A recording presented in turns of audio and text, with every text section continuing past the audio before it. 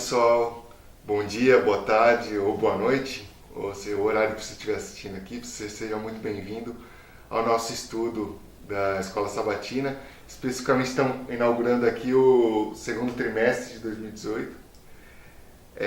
Estudos especiais estão sendo preparados para você para falar um pouco sobre os últimos tempos, o tempo do fim, né, que chama a Escola Sabatina, e como a gente pode se envolver com isso, como a gente pode se preparar, o que cabe a nós, o que cabe a Deus. Então, eu espero que você esteja comigo e com a gente nesse período para estudar um pouco sobre isso, nesse vídeo e nos outros que estão por vir. Eu estou aqui com o Alexandre. E aí, beleza? Beleza. E a gente vai falar um pouquinho sobre esse conflito cósmico, assim, essa história muito além do planeta Terra, né? Mas do universo em si. E é uma história que a Bíblia conta, não no sentido científico, né, de como foi criadas as coisas, mas de como existe um Deus de amor e que algo intruso entrou nesse universo que Deus criou. Na verdade, o termo, né, grande conflito, ele não está diretamente relacionado ou escrito dentro da Bíblia, mas ele é vinculado a como que a Bíblia enxerga todas as relações de mal, morte, dor, sofrimento, como isso nos afeta, antes de nos afetar e depois de nos afetar, qual que é a solução que Deus tem para tudo isso. Legal. Então, como é que começou aqui? Se você quiser dar uma explicação rápida aí, pessoal. Na verdade, a gente pode começar a analisar isso por dois viés, né? São dois viés. Como a gente se tornou conhecedor desse mal e aquilo que nós ainda não somos conhecedores, né? E às vezes a gente perde muito tempo tentando entender aquilo que a gente não é conhecedor, daquilo que não nos foi revelado. Tenta deliberar muito tempo e muitas horas sobre isso e a gente se perde em pensamentos e devaneios que não nos levam à prática alguma. Como, por exemplo, como algo imperfeito pode ter surgido através de um plano de um ser perfeito. E aí a Bíblia ela tem um texto em 2 Tessalonicenses capítulo 2, verso 7, que diz assim, que é o mistério da iniquidade. Talvez um dia Deus na eternidade vai nos dizer como que tudo isso pode ter ocorrido. A questão é que a gente tenta arrumar respostas para como algo que não é bom surgiu de alguém que é bom. E aí a gente fica tentando achar respostas e não acha e fica angustiado com isso. E na verdade essa resposta na prática não serve para nós de forma alguma, né? Eu acho que tem um texto sobre isso falando que não tem justificativa para o pecado, né? Por esse mal. E a gente tentar achar uma desculpa não faz muito sentido, né? Tipo, se o pecado fosse desculpável já não seria mais pecado. Exato. Tanto não só para arrumar uma resposta para essa pergunta, que nem Deus quis nos dar essa resposta inicialmente, mas como também para a prática hoje, quando a gente for entender por que nós pecamos, ou muitas vezes, ou tentar arrumar formas para não pecarmos mais, e a Bíblia ela não quer entrar por esse caminho também. Ela fala, pecado se paga e o que você precisa aceitar é entender o poder. Mas não é o tema da lição de hoje isso aí, né? Mas é só para dizer que tentar entender a origem do mal, nem hoje na prática, para a gente vencer, ele serve muito. Sim. Não é um caminho, não é uma solução. Não é efetivo. Não é efetivo. Ainda mais como isso surgiu em Deus, ou a partir de Deus, ou numa situação onde só Deus existia. Então, por outro caminho. Então o caminho agora é como como tornamos conhecedores disso, né? Isso. E aí então a Bíblia fala um pouquinho, muito pouco mesmo, que a gente discutiu sobre esse mal que não surgiu na Terra, mas eventualmente ele chegou até nós, né? Através de como a gente... Isso. Aí eu quero ler um texto, na verdade o capítulo inteiro de Ezequiel 28, ou Isaías capítulo 14, vai descrever um pouco mais disso, mas a gente não tem tempo para a gente discorrer sobre esse texto. Então eu quero ler alguns versos de Ezequiel 28, porque ele acho que tem mais conteúdo para a gente começar a nossa conversa mesmo. Então eu vou começar a partir do 17, 18 e depois volto no 1 e 2. Diz assim, seu coração tornou-se orgulhoso por causa da sua beleza, e você corrompeu a sua sabedoria por causa do seu esplendor. Por isso eu o atirei à terra, fiz de você um espetáculo para os reis. Por meio dos seus muitos pecados e do seu comércio desonesto, você profanou os seus santuários. Por isso fiz sair de você um fogo, que o consumiu e reduziu você a cinzas no chão, à vista de todos os que estavam observando. Todas as nações que o conheciam espantaram-se ao vê-lo. Chegou o seu terrível fim, você não mais existirá. E agora verso 1 e 2, que diz assim: Veio a mim essa palavra, filho do homem, diga ao governante de Tiro, assim diz o soberano Senhor. No orgulho do seu coração você diz, sou um Deus, sento-me no trono de um Deus, no coração dos mares. Mas você é um homem, não um Deus, embora se considere tão sábio quanto Deus. Então aqui começa a descrever um pouquinho, né? Se a gente for ler o contexto e depois Isaías 14, a gente vê que ele está fazendo associação do rei de Tiro que no texto fala que você era um querubim no esplendor, um dos primeiros separados, 4 cargos. Então a gente vê que a Bíblia está querendo fazer uma associação desse texto a Satanás, a Lúcifer, né? Um anjo que era guardador lá no céu, um querubim dos primeiros de Deus lá dentro da E é muito comum na Bíblia fazer essa associação, né? Do mundo físico e como o mundo físico se comporta com o espiritual, né? Então, por exemplo, ele manda profetas, ou o profeta casar com uma prostituta, ou pegar um vaso de barro, guardar. Exato. Então sempre tem essas associações para a gente entender essa parte complexa que extrapola o que o ser humano consegue perceber. Legal. É isso mesmo. E na parte quando tenta dizer como isso se revelou em Lúcifer, e porque de alguma forma a gente vê que exatamente da mesma forma como isso acontece com Adão e Eva, a gente começa a ter uns lampejos de ideias do que Deus está querendo dizer sobre maldade. Né? E aqui mesmo você vê muitas das características que surgiu em Lúcifer em Tiro, né? Exato. E aí são algumas coisas que me chamam muita atenção aqui, que me chamam os olhos. Primeiro aqui, seu coração se tornou orgulhoso. Aí diz depois aqui, você fez um comércio por causa dos seus pecados, você começou a ter relações, você fez comércios desonestos. E o que é um comércio desonesto? É quando você estabelece uma relação com alguém onde só um ganha, onde um ganha mais do que o outro. E aí volta no verso 1, né? O seu coração se tornou orgulho no seu coração, você se achou como Deus.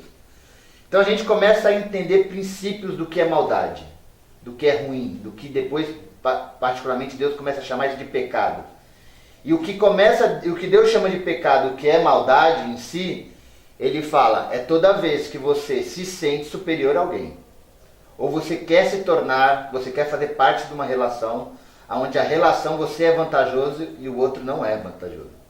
Que é a palavra inequidade, né? Se equidade é o nivelamento, né? Que todos somos filhos, por exemplo, todos somos amados. A inequidade é querer ser mais amado que o outro, ou querer ter mais direitos que o outro. Né? Exato. Ter mais direitos, ser mais amado, se sentir melhor, mais importante. E aí a Bíblia fala que nesse momento que começa a surgir isso no coração de Lúcifer, diz ele que ele entra em processo de pecado, né? Porque ele fala que seus muitos pecados que já havia dentro dele, depois ele se manifesta apenas em relações desonestas.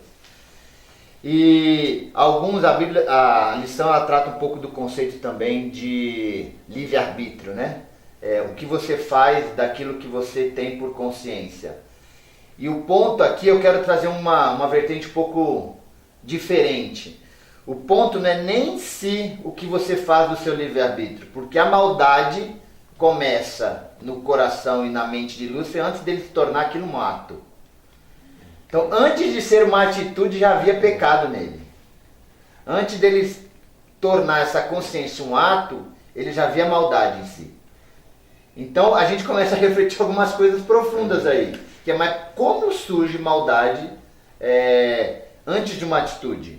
E como isso pode me afetar em mim, isso futuramente ou de alguma forma? E aí sobre o livre-arbítrio em específico, a gente começa a entender que no final, o ponto não é nem o que eu faço do meu livre-arbítrio. O ponto é, eu gostaria de ter um livre-arbítrio, ou seja, eu gostaria de ter uma relação onde Deus não fosse a única opção. Porque no momento que entra aqui, aí a gente vai ver que essa mesma tentação que Lúcifer teve, ele passa o mesmo princípio para Adão e Eva. E aí a gente começa também a ter essa natureza. A gente começa a ter essa mesma natureza. Ou seja, uma natureza de quê? De uma segunda opção. Ou seja, há uma segunda opção sem Deus? Que é uma grande mentira, né? Que é uma grande não mentira. Não existe vida Exato. sem Deus, né? É Deus que mantém. Exatamente. Esse é o ponto do livre-arbítrio em si, entendeu? Ou seja, é possível ter uma segunda opção sem Deus, é possível haver vida sem Deus, e aí quando a gente considera essa opção de ter uma vida eterna ou uma vida qualquer que seja sem Deus, a gente entra numa situação de desgraça, que é onde a gente percebe que não existe. Só que para a gente perceber que não existe, a gente já considerou que existe. E de certa forma, então, e é nisso que o ser humano é envolvido nesse grande conflito. Né? Que não surgiu na Terra, mas veio para a Terra e a gente comprou essa ideia de Lúcifer. A gente comprou essa ideia de que é possível viver sem Deus, entendeu? Porque quando Lúcifer, ele entendeu que ele caiu, que para ele agora ele tem uma outra opção de vida sem Deus, independente das consequências disso. Não sei o que fez agora ele passar essa ideia ruim que ele deu na prática para alguém. Talvez seja parte do pecado também, ou seja, isso é muito interessante, porque a gente está cuidando de algum paralelo aqui, mas é interessante isso. A gente está cuidando de alguns moradores de rua lá na Vila Madalena, né? Na Cia da Vila. E alguns desses moradores foram usuários de drogas.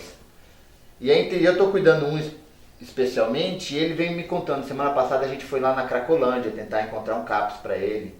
E a situação da Cracolândia é a pior possível. Eu nunca tinha visto uma situação igual àquela. E ele vendo lá, e ele falou, cara, e eu vindo as situações, ele falou, Alexandre, sabe o que mais faz as pessoas continuarem nas drogas? São os outros que estão nas drogas não quererem viver a droga sozinho, entendeu? É impressionante isso, cara. Você que está na ruim, na pior situação, na desgraça, você não quer viver a desgraça sozinho. Você quer sempre a desgraça para o outro. Porque se você vê o outro na desgraça, isso parece uma solução, um remédio para você. Isso é profundo, né? É profundo. Entender como o mundo está assim e por quê. E aí, quando a gente faz o paralelo com o pecado, talvez seja isso. Satanás se viu numa situação de tão desgraça que falou, cara, eu não posso ficar tão ruim. Eu preciso ver alguém pior do que eu para eu não ficar tão ruim. E aí ele tenta passar o mesmo conceito para Adão e Eva. Ele fala, no dia que comeres do fruto, vos abrirá os olhos e você será como Deus. Ou seja, ele colocou na mente de Adão e Eva uma segunda opção. Ou seja, há coisas que Deus não revelou para você. E que talvez sejam melhores do que ele revelou. E hoje, infelizmente, então, a gente vive isso. A gente só, para a gente encerrar, talvez essa lição tenha esse tom mais triste, né? Mais, sobre essa história, mas ele é um começo que eu queria que você estivesse com a gente nesse trimestre para entender um pouco sobre como essa história vai terminar, né? Porque ela sabe que é uma história, essa história humana que é carregada de desgraça, de tristeza, mas tem muita esperança também. Tem muita esperança. E a lição começa a trabalhar um pouquinho, só antes da gente fazer essa parte final de qual é o começo dessa esperança, porque a lição trata esperança o tempo inteiro, né? A gente não precisa esquecer disso. A situação está ruim, mas tem solução para isso aí.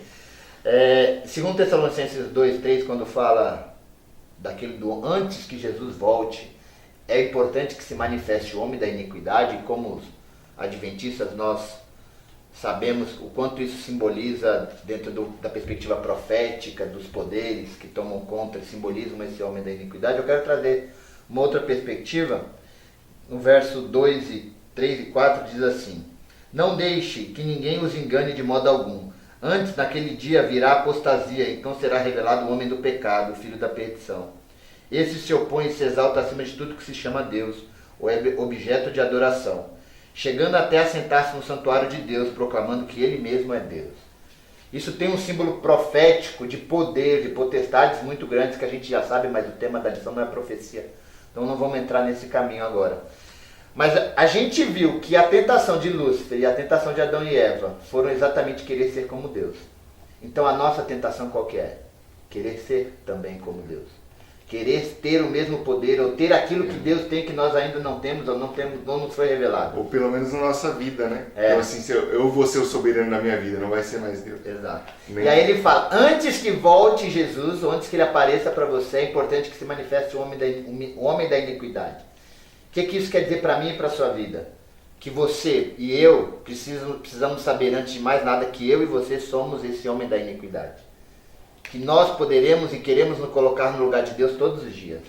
Enquanto você não se reconhecer e não se manifestar como homem da iniquidade, a esperança nunca vai vir para você. Porque você vai estar... Você ainda se acha suficiente, ainda quer ser soberano da sua vida. E aí quando você percebe, em você há o pecado e sozinho você não vai conseguir esse pecado, aí você começa a procurar o caminho certo. Aí você começa a esperar coisas boas de quem pode te dar coisas boas, entendeu?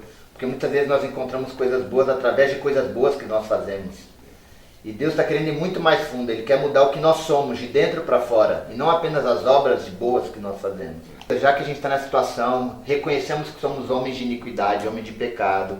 E queremos ser como Deus, queremos ter o controle da nossa vida. Semanalmente vamos, como Deus quis mostrar para o povo de Israel lá no Antigo Testamento, não saem para buscar no sábado, porque não vai ter. Não colham em dobro durante a semana, porque senão vai apodrecer. E todos os dias nós fazemos isso. A gente colhe em dobro e no sábado a gente vai buscar o que a gente não precisa, porque não vai ter. Isso são vários aspectos e você tem a sabedoria para tirar qual a perspectiva que isso significa. Buscar mais do que a gente precisa e buscar aonde não tem. Que você leve essa reflexão para vários aspectos da sua vida. Mas vendo essa condição de desgraça que a gente se envolve, é onde a gente começa a solução para isso, ou como a gente começa a se livrar disso, né? E a lição trata isso na quinta-feira, um pouquinho desse caminho de solução, que é como a gente luta contra esse espírito que vive em nós. Agora que vocês purificaram a sua vida pela obediência à verdade, ou seja, essa vontade do livre-arbítrio, da escolha, ser daquilo que Deus escolha e não aquilo que eu escolho, visando o amor fraternal e sincero, amem sinceramente uns aos outros de todo o coração. Então você quer começar a sair dessa situação? Então começa a entender o que é amor. Porque o amor vai te ensinar o que é viver em conjunto, o que é repartir, o que é não olhar para si mesmo, seus próprios interesses. O amor vai te ensinar a crescer em conjunto, a querer desenvolver o outro, não apenas o seu comércio desonesto, daquilo que só você é vencedor ou próspero na relação. O amor é a resposta para quando a gente começar a lidar com isso durante o trimestre inteiro. Beleza? Obrigado, Ale. Obrigado. Você fica com a gente o trimestre inteiro que vai ser muito bom, tá bom? Obrigado, assina o canal e tamo junto. Valeu, gente. Abraço.